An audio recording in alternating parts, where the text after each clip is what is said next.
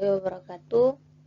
Selanjutnya kita akan masuk ke bab 3 dengan judul materi integrasi nasional. Apa sih integrasi nasional itu?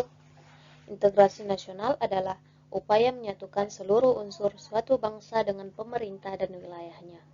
Mengintegrasikan berarti membuat untuk atau menyempurnakan dengan jalan menyatukan unsur-unsur yang semula terpisah-pisah. Nah, integrasi ini berarti penyatuan bangsa-bangsa yang berbeda dari suatu masyarakat menjadi suatu keseluruhan yang lebih utuh atau memadukan masyarakat-masyarakat kecil yang banyak menjadi satu bangsa.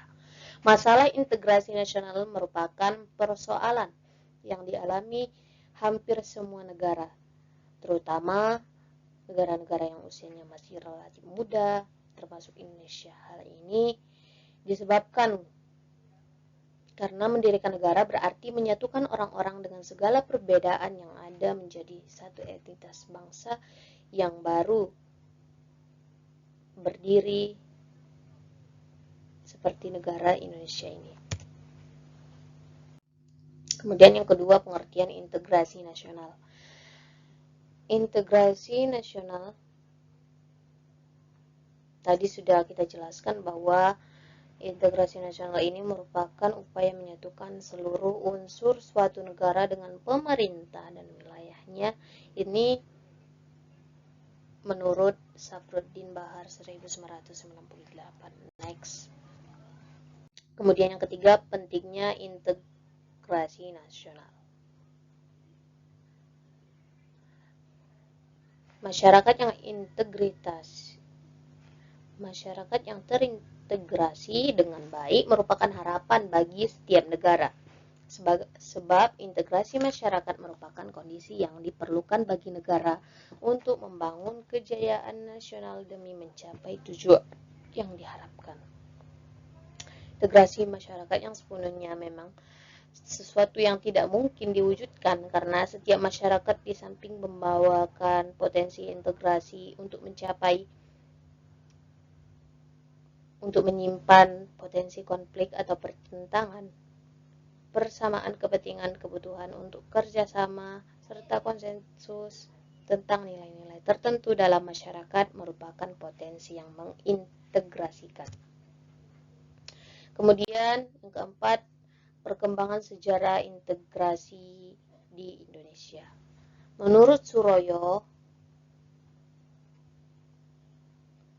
ternyata sejarah menjelaskan bangsa kita sudah mengalami pembangunan integrasi sebelum bernegara Indonesia yang merdeka. Menurutnya, ada 3 model integrasi dalam sejarah perkembangan integrasi di Indonesia. Yang pertama itu ada model integrasi Imperium Majapahit. Kemudian yang kedua ada model integrasi kolonial. Yang terakhir ada model integrasi nasional Indonesia. Kemudian yang kelima ada strategi integrasi. Ini dijelaskan oleh Dijen Dikti 2012 190 dalam rangka mengupayakan terwujudnya integrasi nasional yang mantap, dan ada beberapa strategi yang mungkin ditempuh, yaitu yang pertama ada strategi asimilasi, yang kedua strategi akulturasi, dan yang ketiga ada strategi pluralis.